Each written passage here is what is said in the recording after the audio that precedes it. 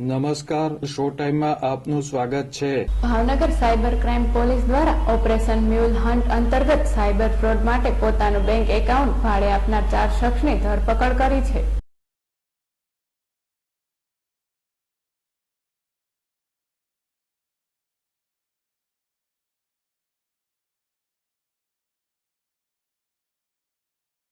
Bhavnagar cyber police station ખાતે cyber ફ્રોડની તપાસ દરમિયાન મળેલ ડેટાની ચકાસણીમાં જુદા જુદા મ્યુલ એકાઉન્ટમાં સાયબર ફ્રોડની રકમનું ટ્રાન્ઝેક્શન થયાનું ખુલ્યું હતું। આ મામલે 2 અલગ અલગ પોલીસ ફરિયાદ નોંધાવવામાં આવી હતી।